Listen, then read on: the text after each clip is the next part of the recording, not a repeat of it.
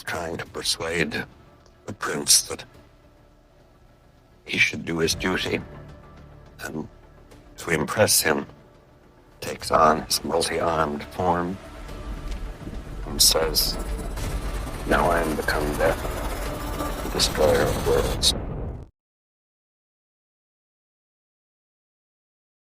1945 Hiroshima और Nagasaki. इन दोनों जगह पर दो बॉम्ब ब्लास्ट किए जाते।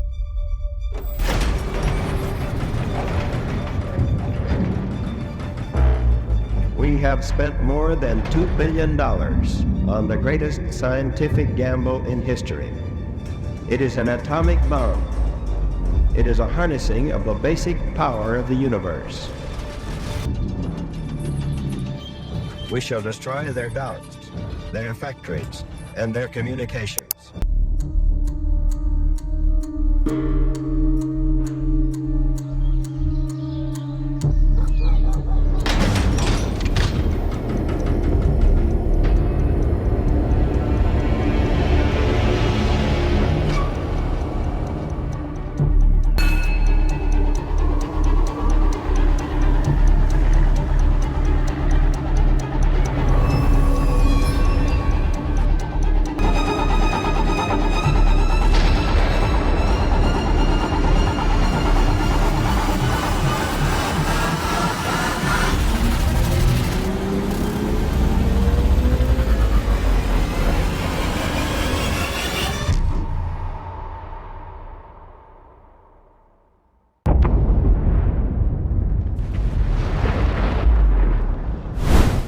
और ये जो पूरा इंसिडेंट हुआ था, इसके पीछे जिम्मेदार था एक ही इंसान, जिसका नाम था Julius Robert Oppenheimer.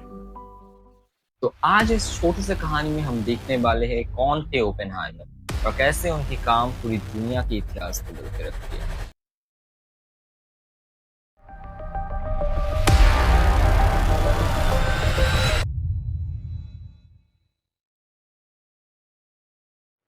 April of 1904 New York city पर जूलियस ओपेनहाइमर नाम के एक जर्मन ज्यूश के घर जन्म लेते हैं जूलियस रॉबर्ट ओपेनहाइमर। फिजिक्स और केमिस्ट्री में छोटे से ही उनका बहुत ज़्यादा दिलचस्पी था। उन्होंने हार्वर्ड की 4 साल की डिग्री बस 3 साल में ही ख़त्म कर दिया और फिर आगे जाके उन्होंने क्वांटम मैकेनिक्स पे पढ़ाई करना शुरू किया। इसी दौरान उनका मुलाकात होता है डिरैक, आइंस्टाइन जैसे बड़े बड़े साइंटिस्ट के साथ और ऐसे ही जीनियस रॉबर्ट बनते हैं अपने ज़माने के सबसे बड़े फिजिसिस्ट। वर्ल्ड वॉर 2 के दौरान अमेरिका को डर था नाजी जर्मनी कुछ बहुत डेंजरस वेपन बना रहा है। इसी टाइम पर साइंटिस्ट को पता चलता है यूरेनियम की चेन रिएक्शन से बहुत बड़ा एक्सप्लोजन खड़ा किया जा सकता है और इसी पॉसिबिलिटी ने अमेरिका की नीति बदली। पर्ल हार्बर के जो अटैक किया गया था, इसके बाद प्रेसिडेंट रूजवेल्ट ने यूरेनियम 235 के जो रिसर्च था उसको इंजीनियर्स और आर्मी क्रॉप्स के अंदर ले आके मैनहट्टन डिस्ट्रिक्ट एस्टैब्लिश करता है। इस प्रोजेक्ट को रिसोर्सेज के साथ साथ मिलिट्री सपोर्ट्स और सुरक्षा भी मिलने लगी। इस प्रोजेक्ट में अपॉइंट किया जाता है लीस्ली ग्रोव्स, जिन्हें कंस्ट्रक्शन और कोऑर्डिनेशन संभालने के रिस्पॉन्सिबिलिटीज दी और फिर इस प्रोजेक्ट के लिए ओपेनहाइमर को चुना जाता है, जिनका काम था इस प्रोजेक्ट के साइंटिस्ट की टीम को लीड करना। इस प्रोजेक्ट के लिए 2 रास्ते चुने जाते हैं। पहला यूरेनियम 235 के एनरिच और दूसरा प्लूटोनियम की प्रोडक्शन। इन दोनों पैरेलल रास्ते रखने के पीछे कारण था अगर एक रास्ता फेल हो गया तो दूसरे रास्ते पर चला जा सकता है। और फिर आता है 16 जुलाई 1945। इस दिन को ट्रिनिटी टेस्ट को कंडक्ट किया गया, जो मैनहट्टन प्रोजेक्ट का पहला टेस्ट था। एक ऐसा मूवमेंट जिसने पूरी इतिहास को बदल के रख दिया। 5, 4, 3, 2, 1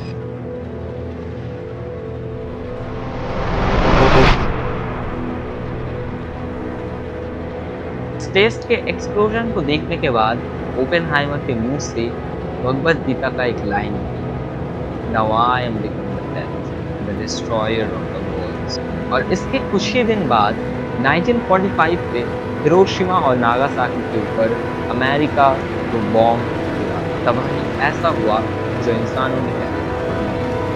इस घटना के बाद जापान तो वर्ल्ड वॉर 2 में सरेंडर कर गया और दुनिया एक नए न्यूक्लियर युग में प्रवेश की। इस जंग के बाद ओपेनहाइमर एक रिग्रेट मिसाल, उन्होंने हाइड्रोजन बॉम्ब बनाने का विरोध किया और इसी वजह से कोल्ड वॉर के दौरान उनके ऊपर शक किया गया और इसी वजह से 1954 में उनका सिक्योरिटी क्लियरेंस भी छीन लिया गया। फिर भी इनका लेगेसी वही था, ये एक ऐसा साइंटिस्ट रहे जिन्होंने दुनिया को ज्ञान और चिताब। ओपेनहाइमर की ये कहानी हमें दिखाता है साइंस एक टू एज, ये इंसानियत को ऊंचाई पे ले भी जा सकता है और इंसानियत को ये फैसला हम इंसानों के हाथ में ही है।